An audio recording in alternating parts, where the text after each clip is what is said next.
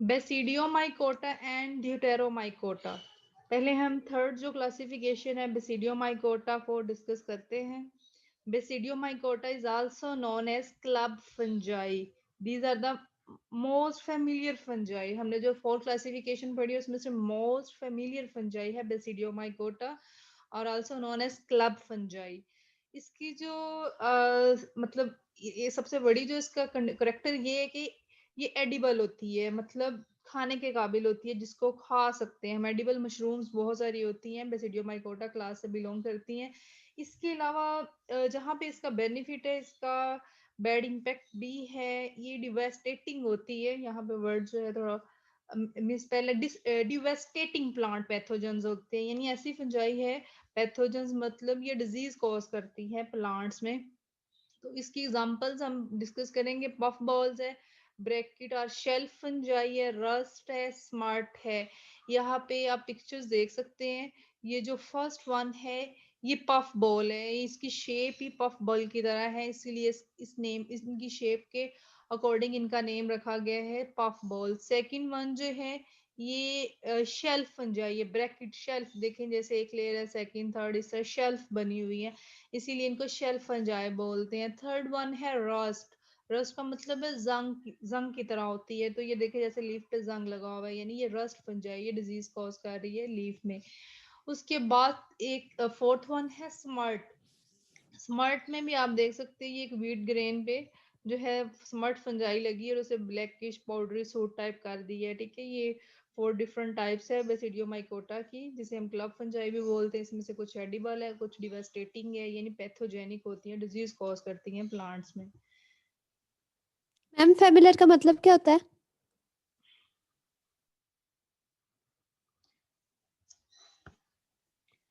Next condition जो है इसमें ये इसकी जो हाइफी है वो सेप्टेट हाइफी है, ठीक है। हमने पढ़ा था नॉन सेप्टेट हाइफी होती है और सेप्टेट हाइफी होती है। इसकी जो बॉडी है उसमें सेप्टेट हाइफी है, मीट्स मीन क्रॉस वॉल्ड इसमें है। इनकी बॉडी विदाउट क्रॉस वॉल नहीं, मल्टी न्यूक्लिएटेड और क्रॉस वॉल्ड होती है।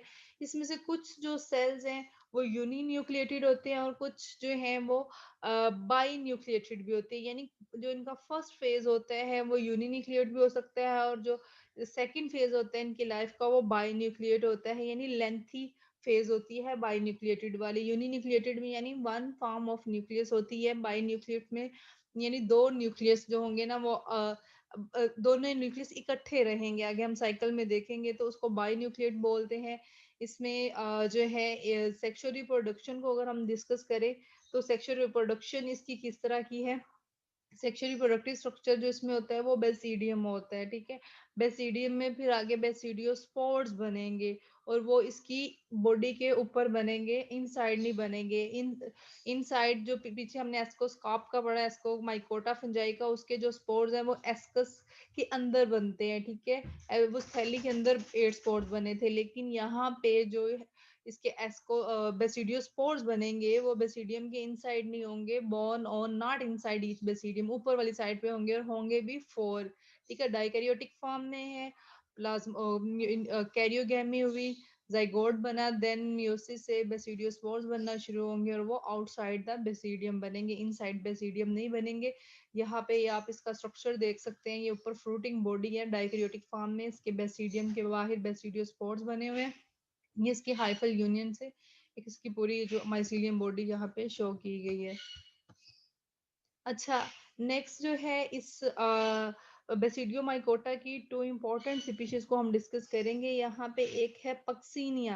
पक्सीनिया जो स्पीशीज है ये मोस्ट कॉमन रस्ट फंजाई है। फिर है अस्टिलेगो ट्रिटिसी, ये स्पीशीज जो है इसको ये मोस्ट कॉमन है एज अ स्मर्ट फंजाई। तो फिर स्मर्ट और रस्ट है क्या, हमने पीछे डायग्राम में भी देख लिया स्मर्ट किस तरह की फंजाई है, किस तरह की डिजीज कॉज कर रही है, और रस्ट स्मर्ट रस्ट दोनों को देखा। यहाँ पे हम इनका डिफरेंस जो है वो डिस्कस कर लेते हैं।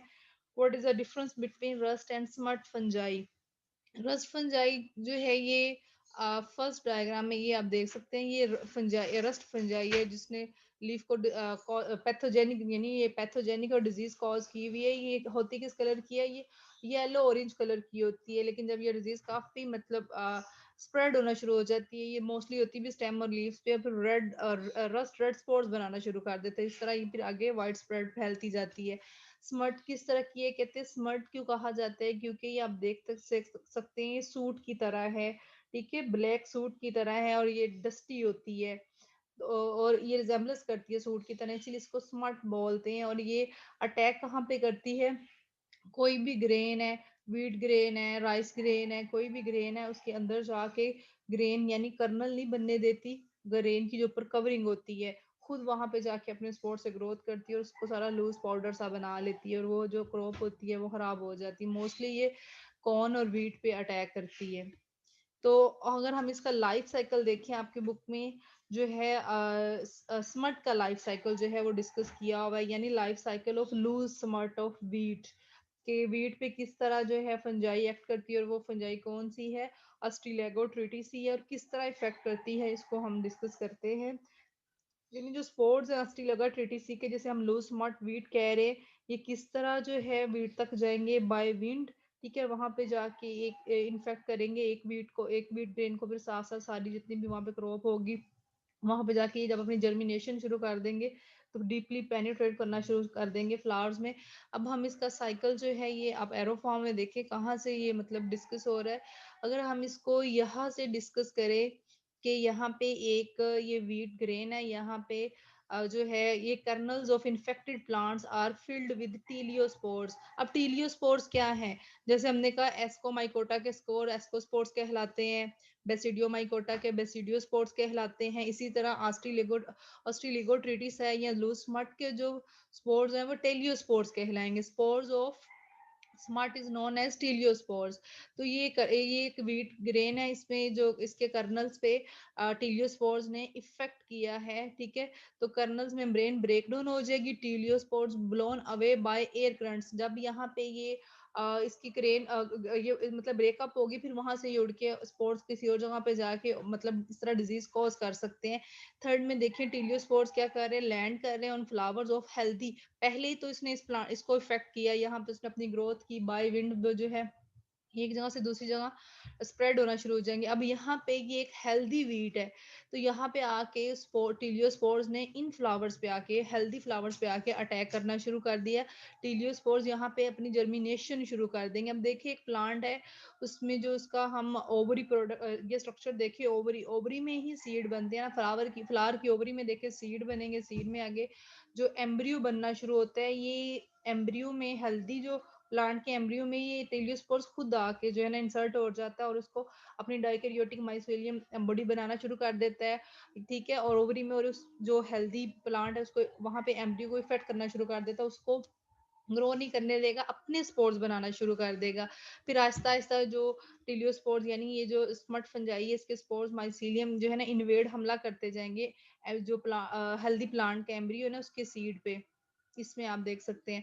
फिर माइसीलियम क्या करेगी, over winter in the embryo of infected cereal kernel, जितने भी है ना वहां पे उसके कर्नल्स पे अपनी ग्रोथ करना शुरू कर देंगे, ठीक है, और आहिस्ता आहिस्ता उस पूरे एम्ब्रियो को इफेक्ट करना शुरू कर देंगे। माइसीलियम टोटली जो अब यहाँ पे लिखा हुआ है माइसीलियम इन्वेड्स यंग सीडलिंग इंटरसेलुलरली। अब जब सीड में से एम्ब्रियो निकलेगा, जब वो सीड ग्रो करता है, जैसे ही अब देखें पहले सीड वैसे पड़े रहते, वो अपनी अनफेवरेबल फेवरेबल कंडीशन में होते हैं, लाइक आपके घर में गंदम पड़ी हुई है, उसके जो बीज है वो अनफेवरेबल कंडीशन है में पड़े हुए हैं, उन्हें कंडीशन नहीं मिली, वो इसी फार्म में स्टोर है, लेकिन जैसे ही आप उसे पानी या सॉइल और फेवरेबल उसकी कंडीशन देंगे वो ग्रो करना शुरू कर देंगे। लेकिन जब वो डोरमेंट स्टेज में थे वो सीड, तो तब ये जो टीलियोस्पोर्स जो है ये जो फंजाई ये भी डोरमेंट फार्म में पड़े रहेगी, लेकिन जो ही सीड को फेवरेबल कंडीशन मिली, इसको भी वही फेवरेबल कंडीशन अवेल करनी है, तो ये साथ फिर अपनी ग्रोथ करना शुरू कर देंगे। जैसे ही सीडलिंग होगी ये अपनी ग्रोथ बढ़ाना शुरू कर देंगे,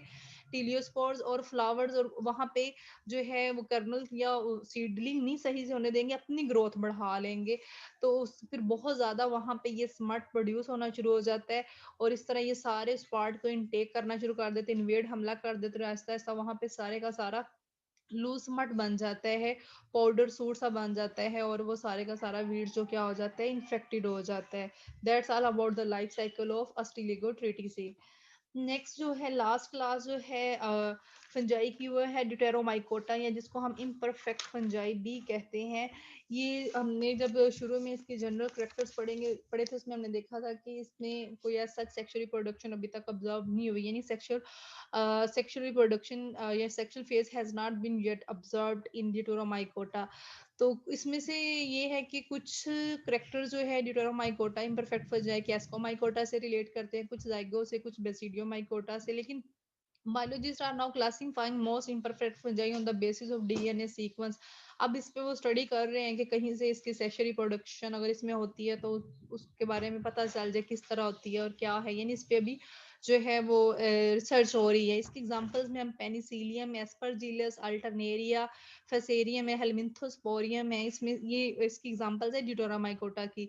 लेकिन यहाँ पे हम कह रहे हैं कि सेक्सुअल रिप्रोडक्शन एज सच नहीं होती ड्यूटेरोमाइकोटा में, लेकिन इसी के साथ इसकी रिप्लेसमेंट में इसमें एक करेक्टर होता है जिसे हम पैरासेक्सुअलिटी बोलते हैं। येलो बॉक्स में ये लिखा होगा पैरासेक्सुअलिटी। पैरासेक्सुअलिटी क्या है, कहते हैं despite the absence of sexual reproduction के इम्परफेक्ट फंजाई में सेक्सुअल रिप्रोडक्शन नहीं होती, लेकिन ये उस तरह का कोई स्पेशल टाइप की जेनेटिक रिकॉम्बिनेशन शो करती है ड्यूटेरोमाइकोटा, जिसे हम बोलते हैं पैरासेक्सुअलिटी। इस पैरासेक्सुअलिटी के थ्रू ये जो है अपने क्रोमोसोम्स के जो क्रोमोसोम ऑफ टू न्यूक्लियाई है ना, वो एक सेम हाइफा में अपने जेनेटिक मटेरियल को एक्सचेंज कर लेते हैं, लेकिन विदाउट मियोसिस। सेक्सुअल रिप्रोडक्शन में रेगुलरली मियोसिस होती लगी, लेकिन यहाँ पे मियोसिस नहीं होती, just for two different types की जो फंजाई है वो अपने जेनेटिक मटेरियल को एक्सचेंज कर लेते हैं, तो इस टर्म को हम पैरासेक्सुअलिटी बोलते हैं। आगे जरा हम पेनिसिलियम को थोड़ा डिटेल में देख लेते हैं। ड्यूटेरोमाइकोटा की जो एग्जांपल है, penicillium is also known as blue-green mold, or it is widespread saprotrophic species है। saprotrophic mean on decaying fruit bread। ये कहाँ पे पाई जाती है? गले सड़े फल वगैरह में, ये रोटी हुए ब्रेड में ये हमें मिलती है। तो इसके भी हाइफी जो है वो सेप्टेट होते हैं, यानी with proper cross walled, multi nucleated cross walled इनकी होती है। पेनिसिलियम जो है ये रिप्रोड्यूस होता है बाय एसेक्सुअल मेथड, यानी by means of naked spores called conidia. Conidia हमने एक सेक्सुअल रिप्रोडक्शन मेथड डिस्कस किया था, उसको जो है ये कनिडियोस्पोर्स उसमें बनते हैं, कनिडियोफोर कनिडियोस्पोर्स बनते हैं, नेकेड स्पोर्स बनते हैं। वो एक सेक्सुअल रिप्रोडक्शन मेथड है, तो पेनिसिलियम भी उसी सेक्सुअल रिप्रोडक्शन मेथड के थ्रू अपनी ग्रोथ करवाती है। अब इसमें क्या होगा कि कोनिडिया फाउंड होंगे, और कोनिडिया चेन या क्लस्टर फॉर्म में प्रोड्यूस होते हैं। ये आप यहाँ पे देख सकते हैं, हाईफाई हाईफाई ये कोनिडियोफोर्स हैं, ये जो स्टॉक है इसके ऊपर कोनिडियोस्पोर्स बन रहे हैं, और ये एक चेन फॉर्म में, और कहाँ पे है, बिल्कुल हाइफी के टिप्स पे है, जिन्हें हम बोलते हैं ये हाइफी के टिप, जिसे कोनिडियोफोर्स बोलते हैं, उसके ऊपर ये चेन और क्लस्टर ब्रांच फॉर्म में ये स्पोर्स बन रहे हैं, जिन्हें कोनिडिया बोला जाता है। फिर ये है कि जो कोनिडिया है ये ब्रश लाइक इसकी अरेंजमेंट होती है कोनिडिया में, ठीक है। इसीलिए इसको ये करेक्टर है पेनिसिलियम का, और ये जो है मतलब इस तरह ये कलर भी देता है डिफरेंट माइसिलियम कॉलोनी को, और शेप देता है सर्कुलर फॉर्म में। यहाँ पे भी आप एक माइक्रोस्कोपिक व्यू देख सकते हैं कोनिडिया का।